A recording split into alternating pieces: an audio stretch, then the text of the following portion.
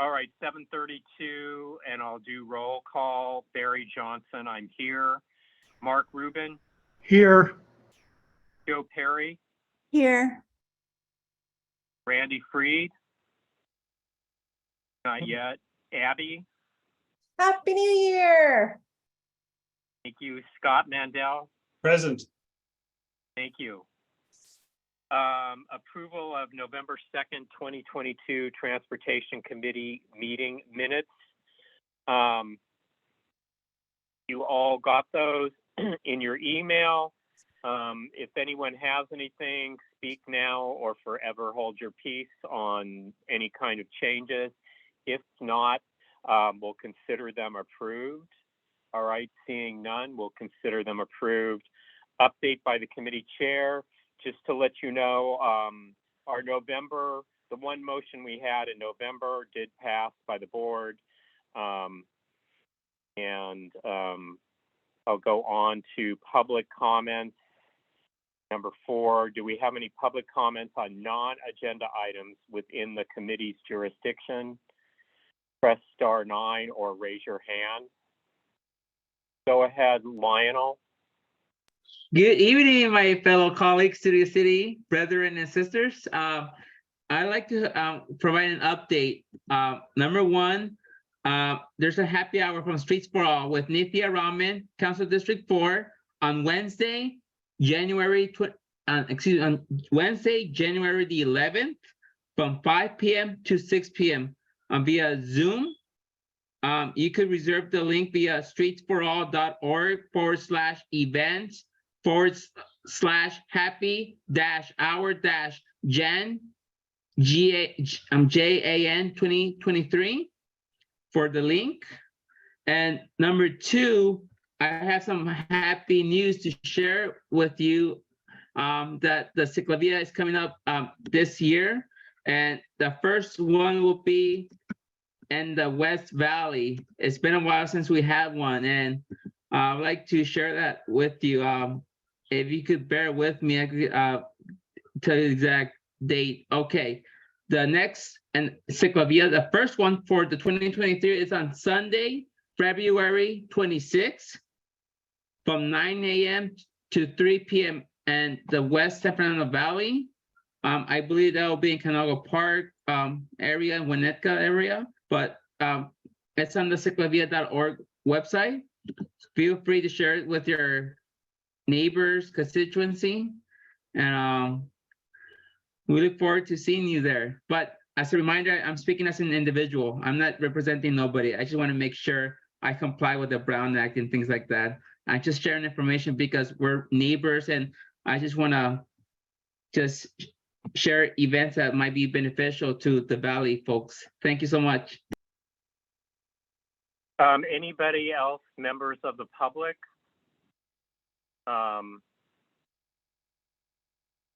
And Lionel, are you serious? A virtual happy hour? How can a happy hour be a happy hour and be virtual? I don't get it. You could ask Mr. Michael Schneider from Streets for All.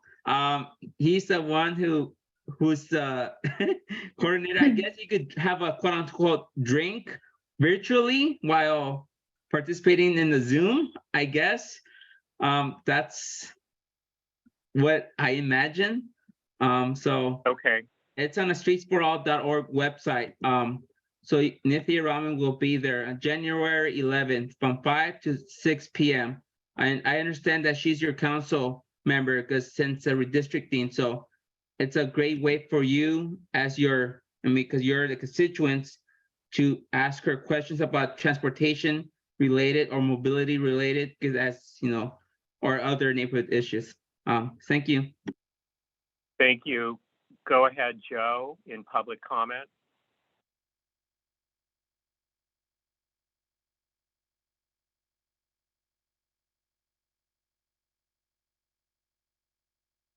Is Streets for All a nonprofit? Hello? Do I answer that question or Mr. I'm President? asking. Go ahead. Yeah, It you is, can. yes. Yes, it is. It's a to clarify, it's a political action committee or PAC, where Okay. they not only do they do they advocate for mobility or transportation infrastructure, but they also have the ability to endorse a specific candidate because they're not your traditional 503c nonprofit. They're a different kind of, I forgot which one it is, but they have, they could endorse, so that's what they do.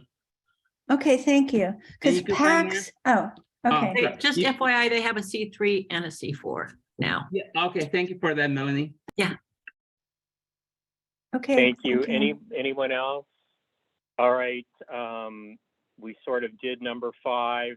Anyone else have any besides Joe have a response to public comments? Okay, I'll move on to number 6, discussion and possible motion, community impact statement with respect to Council File 21-0890-S3 to terminate the sale of new gasoline, diesel, and natural gas passenger vehicles by 2030. And I have a proposed motion for this item that I will read. The Board of the Studio City Neighborhood Council, SCNC, opposes Council File 22-1465 if this Los Angeles Department of Transportation, LADOT, report back to the City Council ends up being another removal. I'm sorry, I'm reading the wrong one. I'm going to go back to number 6. The Board of the Studio City Neighborhood Council, SCNC, opposes Council File 21-0890-S3 for an ordinance terminating the sale of new gasoline, diesel, and natural gas passenger vehicles in Los Angeles by 2030. Let the market determine the amount of electric vehicles sold, at least until the price is affordable for everyone and the current power grid can support an all-electric passenger vehicle scenario. This motion is also to be submitted as a community impact statement, CIS to CF 21-0890-S3. Do I have a second?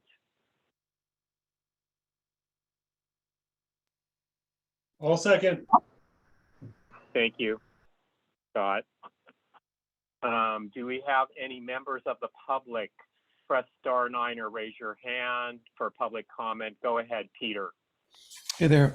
This seems like it's written by the same person who wrote the other motions from the previous meeting. It's full of lies and stuff about race, which has no point in here. Let me just preface this. I'm an EV owner, and it's just full of lies. And rather than banning fossil fuels, why not come up with ways to make EVs more affordable? That would make more sense. First thing, I'm going to cherry pick out of here. It says a healthy secondary electric vehicle market is already making EVs more affordable than ever. That's a bold-faced lie. It costs $20,000 to replace a battery in a Tesla, and other cars are also in the tens of thousands of dollars. Go to any Home Depot and look at the cost of the cars that are there. It's ridiculous. Nobody's going to buy a used EV and then find out that their battery needs to be replaced for $10,000. It's a non-starter. One of the things that could happen is you could pass right to repair laws, so there could be a healthy third-party market for creation of batteries and repair of EVs. Currently, this stuff is all locked up with the manufacturers. Also, there's no standard for infrastructure for charging. It's still, the Wild West out there. So rather than eliminating what works, come up with something new that gives people a reason to want to switch. I could go on for 50 hours and I think I'll stop. Anyway, thanks. Thanks. So let me get this straight. You were reading off the city council motion, but our motion basically is saying, at least until the price is affordable for everyone and the power grid can support an all-electric passenger vehicle scenario. So you're not disagreeing with that, I'm assuming. No, but also, the other thing is one of the things that Garcetti ran on was cleaning up the DWP. That never happened. So now we have a criminal enterprise who is the only way we can get only place we can get electric from. It's just wrong on all levels. Yes, I'm reading off the council file motion with all their gobbledygook, but yes, I support more of what you're saying. But anyway, All right. it's just full of lies and just cherry picking, talking points that are just off base. Thanks. Thank you. Go ahead, Brandon. Yeah, I'll agree with a lot of what you said. It's not well written, and the market's already heading towards that. You have Aston Martin already claiming by 2025, 2026, their fleet's going to be electric. Rolls-Royce is coming out with an electric vehicle. This is just a natural trend of the automotive industry. Eventually, with the Euro specs and emissions controls, internal combustion engines are a thing of the past. And I think most automotive manufacturers know this, and that's why they're steering towards EVs. And they're just simpler to make. Everything you put on a screen, there's not a lot of complex internal combustion engine work. It's less parts, and eventually it's going to be a lot simpler to make, and they could charge about the same price for it. So there's profit to be had. But when you have major manufacturers, high-end luxury manufacturers, they're going all electric very soon. This is absolutely not necessary. And it's one of these deals where it also does not talk about semi-trucks and buses and commercial vehicles. It talks about passenger vehicles because it's an easy target. What about semis that are coming from San Pedro every single day, billowing out massive amounts of smoke? What about them? I know it's more difficult to make an electric truck with the all the torque necessary and just the strain on the electric batteries, but this just seems like it's not good. I would support the opposition to this motion. Thank you. Go ahead, Melanie. I'll just note that the state of California has already passed similar for an end date of 2035. And that is one of the big reasons that you're seeing the manufacturers move towards the transition to electric vehicles, because California is the largest market. So to make an argument, let the market decide, don't do anything. The market decides by nudges. This is a nudge. The state did it for 2035. This motion is simply asking that Los Angeles move that deadline up to 2030 for vehicles sold in the city of Los Angeles. So all of your arguments have been debated at the state level already, but for a 2035 date, and that law passed. And again, letting the market decide, the market responds to nudges like this, and that's where we are. And there are other efforts to transition the city's bus fleet, to transition port vehicles, et cetera, in separate efforts. So this is not an either or, what about them, et cetera, those things are moving forward. That's it. Thank you. Any committee members, go ahead. Raise your hand, let me know. Go ahead, Scott. All right, thank you. Bear with me here. I made some notes on the council file. I'm going to read you the first sentence. The earth is already too hot for safety, period. All right, why go on any further? I know I'm sounding sarcastic, but I mean, that's just part of the way this is written. The earth is already too hot for safety. Okay, great. We were told for years, and you can see on the stickers of all the cars and buses, powered by clean natural gas. That was going to save us. That was what the experts told us years ago. Well, apparently clean natural gas is not clean anymore. The motion also says that COP27 in Egypt failed. There was no consensus. It's lacking global cooperation. As the previous stakeholder just said, California has the ban at 2035 and LA has it in 2028, 2029, and then 2030. So if you want to start buying a car in 2028, you can't buy it in LA, but you can buy it in any other city, even in California. It's so poorly written. And let's talk about the power for these wonderful electric cars. I just went to the LADWP website. Coal, 21%. Natural gas, 27%. Nuclear, 14%, which they're desperately trying to get rid of, but they had to extend. Also, this motion puts prices on the cars, so it's earlier than 2030. In 2028, you can't, the price cap is 28,000. In 2029, the price cap is 22,000. That's not taking into account the inflation. So you're not going to be able to buy anything 2 years earlier. It's so poorly written. Ban leaf blowers, ban gas-powered leaf blowers, or enforce the ban that's already in place. We'll be way ahead of all this pie in the sky stuff. The market is not there. The infrastructure is not there. I agree with all the previous comments, and I completely support the motion of opposition. Thank you. Go ahead, Mark. Yeah, I just want to say that I agree with all the in favor of our motion, opposition to the city council motion statements.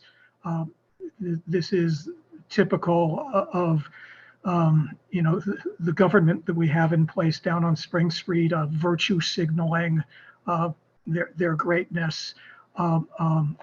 So there's that. And I'll also just add to, I don't remember who talked about Rolls-Royce and Bentley, but Lotus also announced, they just announced a new gas car, but said that that was the last internal combustion car that they will make. Okay, thank you, Mark. Go ahead, Joe. I agree with Mark.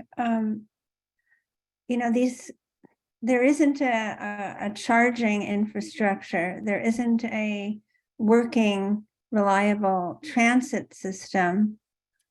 And the people who will suffer are people who can't afford the Bentley or the whatever the new thing is. And I do believe that this is exactly a political rather than practical statement. It's insulating certain people from certain kinds of criticism, but it's not a workable plan. Thank you. Thank you, Joe. And I just was going to say thank you for the public comment reminding us that the state has already put in a 2035 date. Frankly, I believe this again is the city getting involved in something they have better things to do than something that's already been addressed by the state. So I support the motion as written. Anybody else? Melanie, we've closed public comment, but we'll go back to you for 1 minute. Okay, thanks.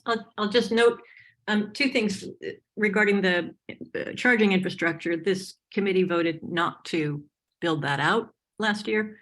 And then also data is showing that we are, despite California's aggressive, progressive targets and things like the 2035 data phase out, we are nowhere close to meeting the goals that we need to meet in order to manage a habitable environment. So people trying to, from all different angles, and none of these are meant to be silver bullets, people trying to shoot for something that is going to be protective of public health and safety, I feel like should be criticized on the merits rather than scoffed at, it's all. And it's tough when folks say we can't support this because there's no infrastructure when this very committee voted against expanding that infrastructure. So it gets frustrating from my end.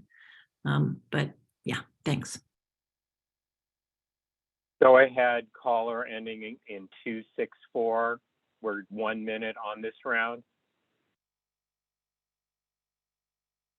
Yeah, I don't know if they fixed the problem with the batteries catching on fire and very hard to put out. And also, some of the chargers have been vandalized a lot. So those are the two things I wanted to bring up. All right, thank you very much. Go ahead, Peter. Yeah, the thing with the charging infrastructure is if you watch what's going on in the car market, the voltage at which these cars charge, each company comes out with a higher voltage. The advantage of a higher voltage means it's less current, which is less heat, which they can charge faster. So this is an evolving thing. So Tesla is the only one with an actual network that works, and it's even behind the times. But I want to make a point again about right to repair. If you want affordable cars, you have to open this up that third parties are allowed to make parts and repair these vehicles, and they're not.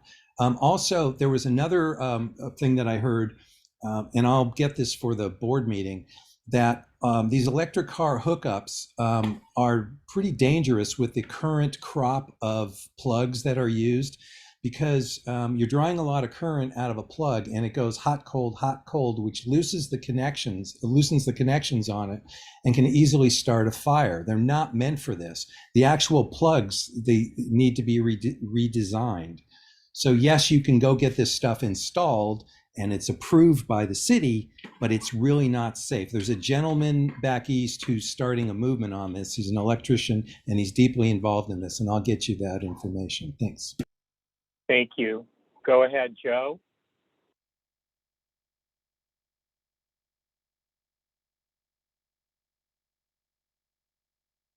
Joe, did you want to have your hand raised? Yes, sorry. Okay. I think that a lot of people criticizing this are not against the transition to electric vehicles or the phasing out of these vehicles. But let's be honest, the batteries for these cars are polluting the third world. We're exporting these toxic batteries. There's so many issues, environmental issues that haven't been solved. And so I think I think what Barry said is my point. I'd like to see our city council working on more than just something that, is to make them look good when we have a state law that's on the books. Thank you. Go ahead, Mark. Yeah, I just wanted to give a thumbs up to, I believe, Scott's comment about right to repair, both in this specific instance that if there was some kind of standardization of the batteries and also, of course, the chargers, that we would be getting somewhere with this. That's specific to the electric vehicle situation. However, I'm just going to use this as a 2-second soapbox to right to repair is one of the most crucial things going on with the incredible dash to technology that we have right now. The fact that completely unrelated AI robots are going to take over the world and kill us all is pretty obvious, but right to repair is one of these things that just drives me crazy, that that by and large the how to say this politely, well, I can't say it politely, by and large the progressive left is just absolutely blind to this huge issue of how technology and technology companies are taking over the world, but they sit there with their iPhones going, oh, this is so wonderful, look at my selfie, and don't realize that, Apple, who's the worst violator of this, is your brand new iPhone 12 that costs you $1,500. You're going to, in 18 months, you're going to have to throw it in the trash because there's no right to repair and there's no way to repair these things. So toxic metals, everything else, not to mention this incredible consumerism of the latest and greatest thing. So sorry for that side of thing, and thank you. Thank you, Mark. All right, let's vote on this. All in favor, raise your hand, yes, or say yes. I'm a yes.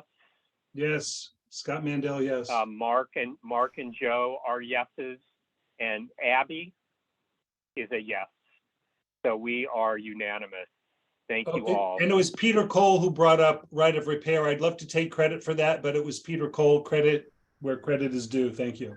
I'm sorry. I'm a computer professional, but I'm actually completely incompetent at this online stuff. And so even though I would like to stay online for these meetings, thank you. Thanks. All right, going on to number 7, discussion and possible motion, community impact statement with respect to Council File 22-1465 to study removing some or all peak hour automobile traffic lanes. And there were 2 links you could go to, the motion as well as the DOT report, which was the second link.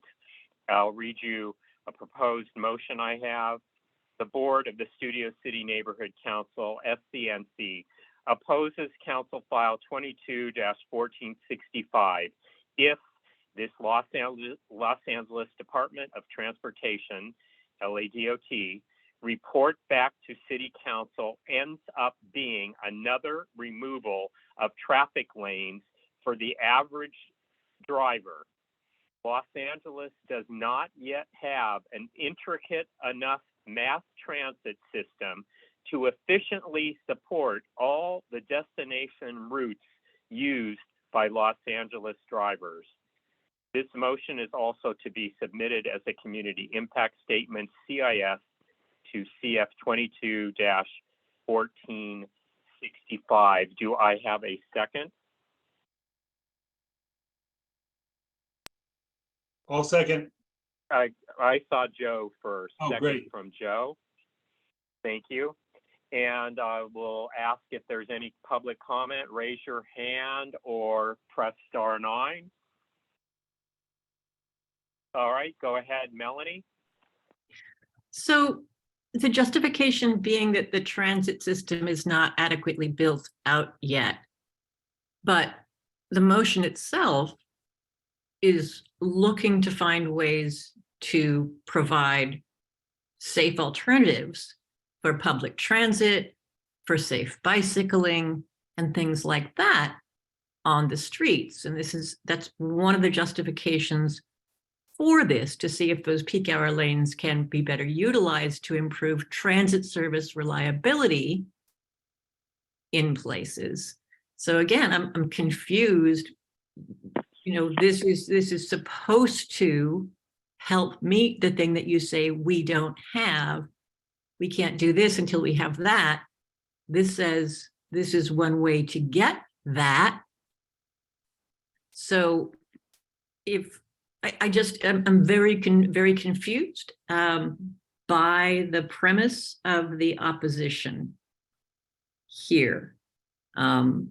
If we don't find ways to prioritize alternative modes of transit, a more robust, efficient, effective, and frequent bus and train service, along with a very robust protected bike lane network, we're not making it.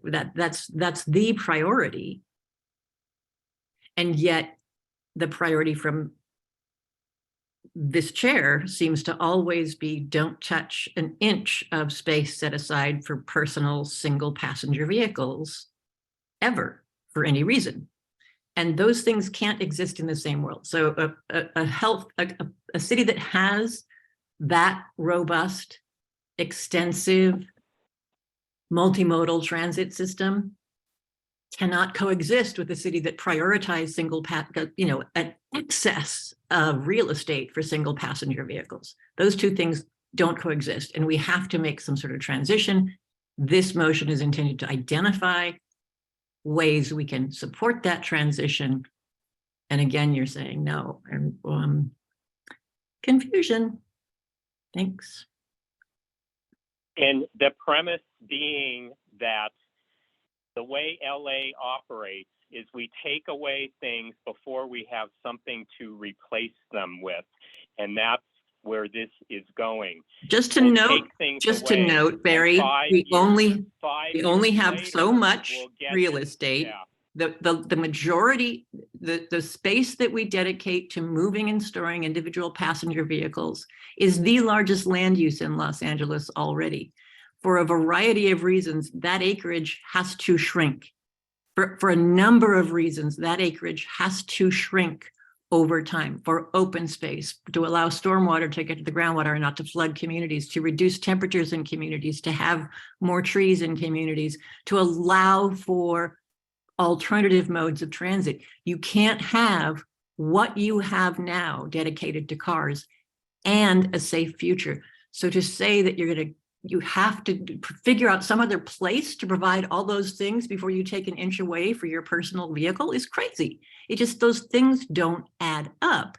There has to be a transition. We have to figure out how to get that done.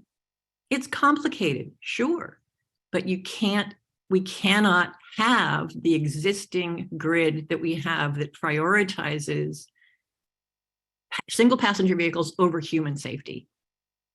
We just can't. That can't continue. It has to transition. This is a step in that direction. You cannot do that before. It doesn't work. Oh, and by the way, Thank you. right to Yeah. repair, been on that bandwagon since 2006. 1,000% with you for everything, yes. And that's speaking as a progressive lefty. So whatever. Thanks. Go ahead, Lionel. Yes, very quickly. Oh my God, I lost my train of thought. Okay, yeah, regarding about this has to do with mobility and transportation, right? I just want to add that very briefly, because I understand that there's a lot of concerns, and I feel like I want to share this before I forget. I apologize. On Saturday, January 21st, 2023, from 9 a.m. to 12 p.m., the LA Metro will be discussing in person the Sepulveda Transit Corridor project at the Marvin Broad Center in Van Nuys, 6262 Van Nuys Boulevard, on Saturday, January 21st, from 9 a.m. to 12 p.m. And the second one on Tuesday, January 24th, from 5 to 8 p.m. at Westwood United Methodist Church. So, and you're gonna have a virtual open house on Thursday, January 26th. I think because even though you don't live that far from Sepulveda, it's mostly in Sherman Oaks area, but I feel like it's very important for your neighborhood, Studio City, to be a part of this discussion on the Sepulveda corridor, transit project. And because hopefully in the future, you're gonna have discussion about the North Valley Transit Project, as well as the East San Fernando Transit Project. So, all those projects will be eventually interconnected, and it's not gonna have a direct impact in Studio City, but it will help the Valley residents as a whole for everyone. Before I forget, thank you. Thank you, Lionel. And you should know this neighborhood council, this committee and the board have done many different motions supporting the subway under the Santa Monica Mountains from Van Nuys and Sherman Oaks to Westwood and eventually on to LAX. So we have been supporting that effort. And I was going to bring this up in number 9, but since you already did, I won't, but I will send all of our committee members the notice for these meetings. So if anyone from the committee wants to attend, they can. Thank you. Okay, seeing no more members of the public, I'll move on to committee members. Go ahead, Joe. It's such a frustrating discussion, because I imagine removing a traffic lane that right now is used during peak hours for commuters and people going to work will not bring in or restore the canopy, which has been devastated in this city, will not lower, what happens is that somehow these projects that remove cars benefit developers, not open space, not the canopy, not subways or anything else. And so we see just on a small stretch of Ventura Boulevard between Whitsett and Coldwater, these massive projects, both commercial and residential, being built, which are pricing people out, which are gentrification, and which don't have enough parking, and which are going to flood the 2 lanes on Ventura that are already gridlocked in the mornings, make them impassable.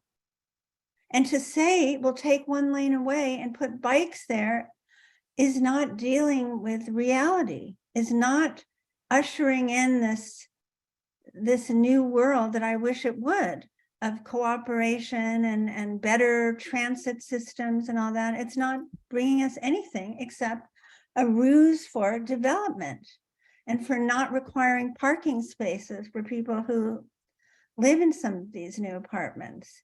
And it's using future transit locations, or perhaps future, for out of control development and, oversized, again, gentrified projects that are, I think, fueling homelessness. And there's a disconnect between certain progressive goals and the and ordinary people who I think suffer sometimes with this extremely idealistic or impractical planning. I don't know, that's all I can say. Thank you, Joe. Go ahead, Mark. Yeah, I'm going to, I'm in opposition of this motion of ours. Not that I'm in favor of these kind of city plans in general. And I agree with Joe about how, and I've said many, many times, how nonsense about, a claim of we have a bus lane on Ventura Boulevard, so that's why it's okay for you to build a 30-story apartment building there because everybody there is going to take the bus and it's all good and let's rock. On the other hand, I've also said many times in this committee, in my long time in this committee, that I believe that there does need to be a rethinking of the usage on these thoroughfares, neighborhood thoroughfares. I've said many times, I think what we absolutely need to do on Ventura Boulevard is get rid of the on-street parking that as somebody, because I'm incompetent at picking out names from all the discussion, somebody said there's a finite amount of real estate there, which is overbooked for the various usages that it needs, and of everything, of single passenger vehicles, buses, bikes, alternative transportation, whatever, all of that needs to go on the transit corridors. The only thing that doesn't absolutely need to be there is parking. Parking can move somewhere else. And I completely agree with Joe that all these developments should be building their own parking instead of foisting it off on the public. I'll also just briefly say, give the argument that's generated many, many times before that I don't particularly agree with, is this the city motion, which I've read, is talking about studying the problem and coming up with solutions to it. It is not necessarily saying remove traffic lanes. I agree that the city has a very poor record in making good decisions about this, although to the contrary, I think the city and our former councilman did a very good job on the over the last 3-4 years, finishing a year ago, on the traffic cut through in the Studio City neighborhoods. So with all that as a background, I'm not in favor of this motion, although I'm in favor of many of its intents. Thank you. Thank you. Go ahead, Scott. Thank you. I'm generally supportive of report backs, which this is. It's to study, and there probably are some peak hour transit lanes then that may need some type of an adjustment. But the motion itself sort of has its conclusion already pre-written. So people are going to suffer and drive their cars no matter what you do. They're not going to take public transit. So they're going to idle longer. They're all driving gasoline powered vehicles until 2035 at the very least. So if you take away all these extra lanes during certain hours of the day where people are driving their cars, and they're going to drive their cars, they're not going to take the bus, they're not going to ride their bike, and they're not going to walk to work or to the market. We see that at Sportsman's. Nobody shows up, virtually nobody shows up on the bus or on the bike or walks. Almost everybody shows up by car. You get away the parking, nobody shows up. So what people need, actually the motion says that they want to study to improve transit service reliability. Okay, our transit system is reliable based on the schedules. What it isn't is it's not safe, it's not clean, it doesn't go where you want to go. There's nowhere to sit when you're waiting for a bus. There's nowhere to go if you need to use a bathroom, and it's dangerous. And people are smoking pot on the buses and on the trains. Trust me, I ride public transit more than most, not more than all, but more than most of you. And it is not a pleasant experience.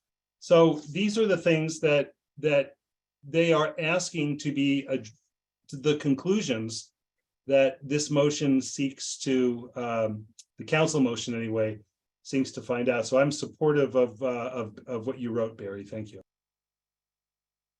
Go ahead, Joe. Just one more thing. It's, let's be honest. These are punitive plans to punish people with cars who drive to work or who drive their kids to work or work somewhere where a bus doesn't go. And they're trying to make it painful, so painful that people will change. And what Scott said is that people, there's a fact, make buses workable, make the subway rideable, make it, but they're just taking parking spots away from new developments, new builds, and then if you wanted to take away those parking lanes, you can't. So there is a problem. There's a collision with ideals here or plans. You can't not provide parking in new developments and then tell people not to, and then say that you're going to take street parking away. It's so frustrating to watch. Thank you. Thank you. Go ahead, Peter. I don't know if I missed some of the conversation, but Mark had brought up that the parking needs to go somewhere else. Well, there is no somewhere else in Studio City, and I believe as of 2023, there's a new law where developers do not need to the state or the city cannot mandate the developers to provide parking unless it's a hotel or perhaps something like a shopping center. I'm not exactly sure of the minutia. Maybe Scott or Barry knows. It's got to be if it's within half a mile of a transit center, which Studio City has two: the metro station next to Universal Studios and the intersection of Laurel Canyon and Ventura. So Coldwater and Ventura doesn't qualify? No, it does not. Okay.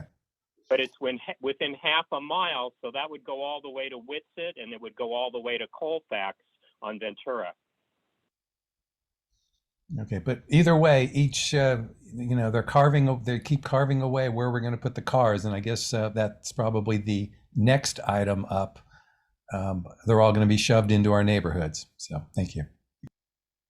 Thank you. All right, seeing no more, I'm going to go ahead and call for the vote on number 7. And just to remind you, a yes vote opposes them doing this study because we do not have an intricate enough mass transit system to support destination routes at this time. So all in favor, raise your hand or say yes. I'm a yes. Scott Scott is Mandel, a yes. Yes. Joe is yes. And Abby? Abby's yes. And all that are against? Nay. Thank you, Mark. So it's 4-1 in favor. The motion passes. Thank you. Moving on to number 8, an update on the progress of the remaining board pass preferential parking district applications. I'm going to take that portion first. I had hoped to have another update from Felix at LADOT, but he's still on vacation, so I'm going to save that part of number 8 until February.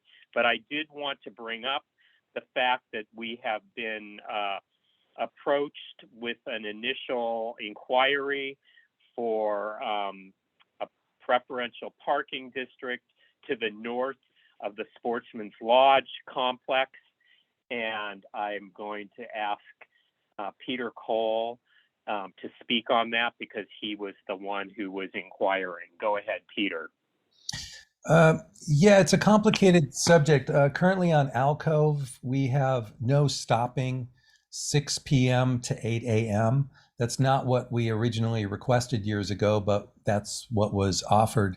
And while it's somewhat cumbersome, it has solved part of the problem until Sportsman's, or I should say specifically Midwood, who chooses to break their conditional use permit consistently, has driven traffic parking into our neighborhood. Originally, it solved the problem of our streets were full of cars, mostly from the apartment house on the corner. And we were having issues with drug use in the cars and people having sex in the cars. So that fixed it. But I am getting complaints from neighbors, like as far, what few people I do talk to over there, 3 blocks to the east of Alcove, that they're seeing employees parking on their street, as well as a block north of Woodbridge. And on Goodland, they're parking over there for the landing. It's kind of a touchy subject because it also, I think we need a NIMBY moment. People are against, they're starting to see an inconvenience with people parking in our neighborhoods who should be parking on the landing property. But I think it's going to take the realization of a groundbreaking at Sportsman's for a new project, and all hell breaks loose and our neighborhood is flooded. I don't even know why it is. People just don't want to get involved in the issue. One gentleman who lives a few blocks away said, I know I have my head in the sand and I should get involved, but I don't. So this probably plays into a question that maybe should be proposed to outreach. And I have lots of things to say about that. But the neighborhood council, in the 8 or 10 years I've been involved, each iteration of the neighborhood council comes in with the wrong way to increase outreach.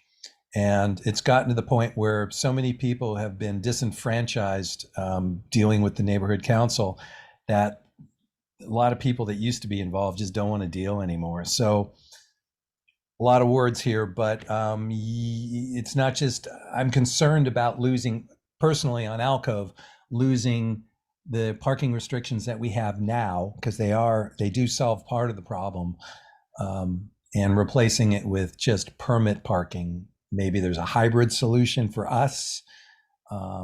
Maybe this is something that the neighborhood council should walk the neighborhoods and get people involved and get them more informed what's going on at Sportsman's and in Harvard Westlake and what these impacts are, and make themselves the neighborhood council should be the point person on this instead of it always being Peter. That's pretty much I guess all I have to say on the subject. So just so you know, when we have done these in the past, this is not a neighborhood council thing. The neighborhood council does not act for individual neighborhoods for a specific issue.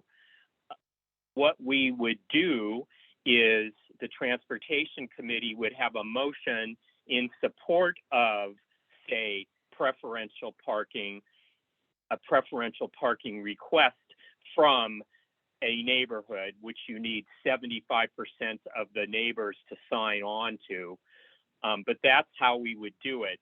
So you would, we would put a motion on transportation saying we support the neighbors of such and such streets between Valley Heart and Woodbridge or whatever the parameters would be. And then assuming that the full board supports it and votes for it, it then goes to the council office who has to support it or not. We've had support over the years for all the ones we've done. That being said, that was all prior to having Studio City part of Studio City and CD4, so that's kind of an unknown. But this is something that comes from within. The neighbors have got to start generating this. And I don't know if you have that interest yet.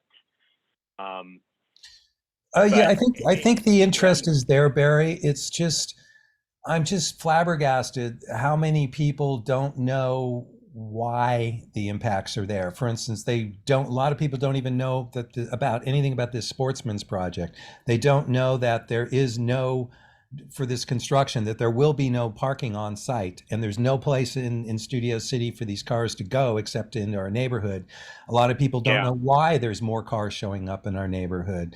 So I just wonder if there should be, it's a request that the neighborhood council, I know it's outside of what we're talking about here, but as far as outreach, should work to try and bring the neighborhoods up to speed on what's going on, and maybe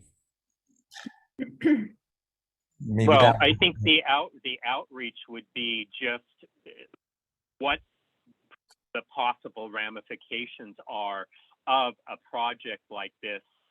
And we have to wait and see what the City Planning Commission does on February 23rd. So I think, if the City Planning Commission passes this all through for 96 feet tall, then our neighborhood council definitely has its work cut out for getting the info out to not only your street, but the entire surrounding area. So I would agree with you on that, but I think we got to wait and see, what is allowed by what they've requested, and we won't know for sure until February 23rd. And the Harvard Westlake part of that is this, as Kikorian out of nowhere said, as a public benefit, that Harvard Westlake should build a ramp on the north side of the river. That's the kiss of death for my entire neighborhood. That is just an invite for homeless, for more criminal activity, and makes an easy on ramp and off ramp for all the employees over at the landing to park in our neighborhood. Now they're going down to Woodbridge, and actually a lot of them are parking past my block, but that will just make it easy for them to just start at my block and work their way down. And the neighborhood needs to know that Sportsman's, Midwood, specifically Ben Bessley, who's the representative, blatantly violates their conditional use permit. I have an email, and you were on that chain, of 30 some odd people from the city, and they just blatantly violate their conditional use permit. Nobody speaks up. So the neighborhood needs to know there's really no protection for us besides these preferential parking districts. And I would continue to, as you are in your neighborhood, anyone you come across, feel people out on what they think about this, and make sure they know that if you go the preferential parking route, everyone's going to have to buy permits And one of the ways it has been done in some of the neighborhoods in Studio City has been, say, between 8 a.m. and 6 p.m., there's 2-hour parking, except for permit holders who can park there anytime.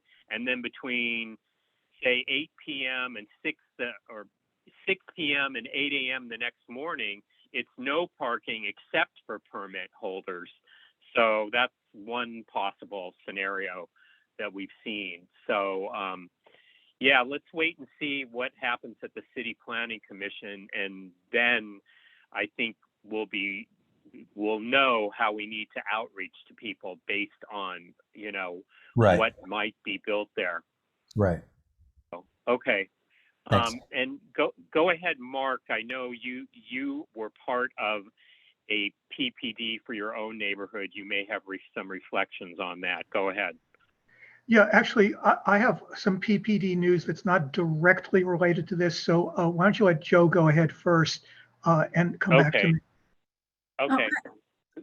I mean, you know, I would recommend going to the Residents Association for issues like Harvard Westlake and the Sportsman's thing and the other mall appearing on the south side of Ventura between Whitsett and Coldwater, because the way the council is designed really, and I don't mean this as an insult, but it's a buffer between the council members and their constituents.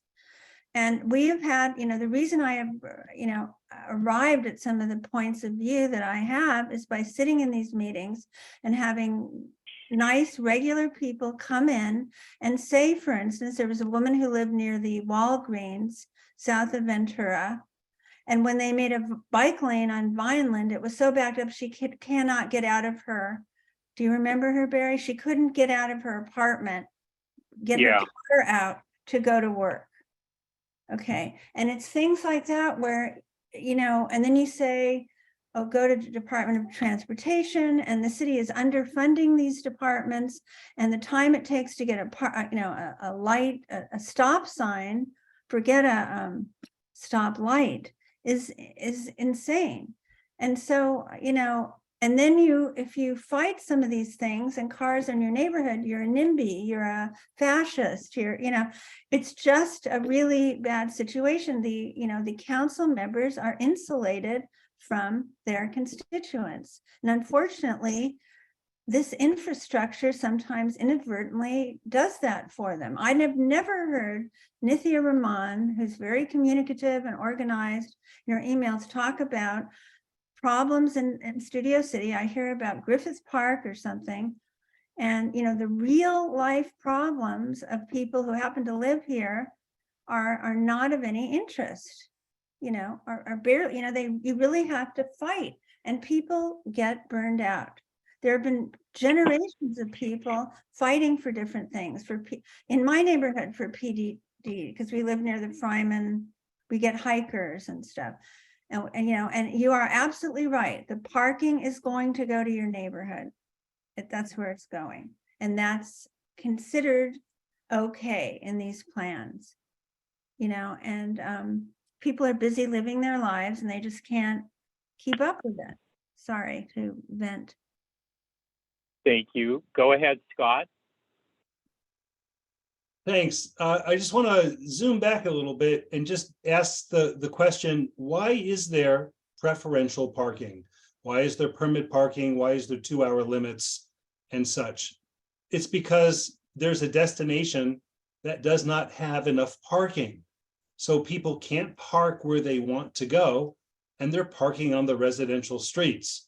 So people, when there is no parking where they want to go, they're not taking the bus, they're not riding their bike or scooter, and they're not walking, they're driving, and they're parking somewhere else. And the residential area doesn't want them to park there. So they're getting preferential parking. So to take this to its logical conclusion, the people who keep passing these ordinances and such will then at some point abolish all preferential parking zones, because it defeats the purpose of the ordinances they're passing that say you can build something and not have to provide enough parking. So it so doesn't make any sense to even need preferential parking, because these destinations should have the adequate parking. So those who keep requesting preferential parking, you probably should start to consider the fact that there will be a push to ban that altogether. Thanks. Okay, go ahead, Mark. Yeah, I agree with that previous statement. In the long term, when I don't want to go there. I agree with that. The news I have, I don't know if Barry, you know everything, so I assume you know this, but I just noticed a couple of days ago that I've forgotten his name because I'm terrible with names and I haven't talked to him for 3 years now. But who was the guy on Blue Canyon right behind Jalapeno Pete's, who was fighting for PPD on Blue Canyon and then also White Oak? What was his name again? Fred Godlash. Yeah. Okay. Thank you. Yeah. I just noticed a couple of days ago, and I'm so spaced out, maybe it's been there for longer than that. He has PPD on Blue Canyon from Ventura up to Picturesque. Yes, he did get it. Yeah. Do you know when the signs went up? I think it was in this year, but it was probably like, I want to say like March or April. I mean, not this year, but of 2022. So it's less than a year. Okay, I can't believe it's that long, because I would have noticed it eventually. And also I noticed that there's distinctly less parking on the street now that's there. So whatever, but it's good news, and yeah, it's finally there. Well, he did email me at the time, I do remember. So, but it's been a few months, yes. All right, thank you. I'll move on to number 9, comments from committee members on subject matter within the committee's jurisdiction. Any committee member on anything? Seeing none. Sorry. I will move on to closing comments. Our next meeting will be on Wednesday, February 1st, 7:30 p.m. Our 2 motions from tonight should be on the board agenda for 2 weeks from tonight at 7 p.m. For the board Zoom meeting. And that's all I have on closing comments. I'll move on to adjournment. I'm going to make a motion to adjourn at 8:35. Do I have a second? Second from Joe. Thank you. So we are adjourned at 8:35. Thank you all very much, and hopefully everyone can make the board meeting 2 weeks from tonight. Thank you all. Good night. Thank you, Barry. Thanks.